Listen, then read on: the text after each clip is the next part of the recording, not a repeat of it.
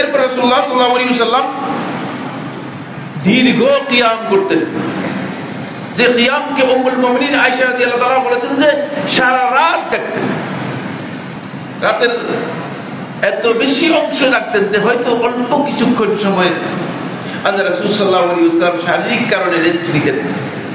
সেটাকে আয়েশা রাদিয়াল্লাহু আনহা একটি হাদিসের মধ্যে বলেছেন, যে হাদিসটি ইমাম নাসাঈ রাহিমাহুল্লাহ তাআলা তার সুনানের মধ্যে বর্ণনা করেছেন। আয়েশা রাদিয়াল্লাহু তাআলা বর্ণনা করেন, তিনি বলেন, লা আ'লামু রাসূলুল্লাহ সাল্লাল্লাহু আলাইহি ওয়াসাল্লাম ক্বারা আল কুরআনা কুল্লাহু ফি লাইলাতিন, আমি জানি না রাসূলুল্লাহ সাল্লাল্লাহু আলাইহি ওয়াসাল্লাম পুরা কোরআন এক রাতের মধ্যে খতম করেছেন, এটা আমার জানা নেই। রাসূলুল্লাহ সাল্লাল্লাহু আলাইহি ওয়াসাল্লাম কোরআন খতম করতেন, কিন্তু এক রাতে পুরা কোরআন খতম করেছে এটা আমার জানা নেই।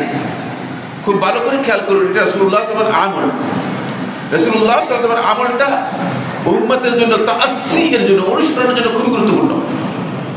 বলে কোরআনে কারীম রাসূলুল্লাহ সাল্লাল্লাহু আলাইহি ওয়াসাল্লাম এক রাতে পরিপূর্ণ খতম করেছে এটা আমার জানা নেই। আয়েশা রাদিয়াল্লাহু বলতেছেন, তবে এই কথা বলেন নাই খতম করেন নাই, এটা বলেন নাই, আমি জানি না বলেছেন।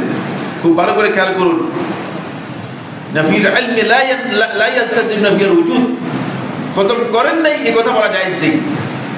যতটুকু তিনি বলেছেন ততটুকু বলতে হবে যে জানা নেই আমার, মানে আয়েশা রাদিয়াল্লাহু জানা ছিল না, জানার বাইরে।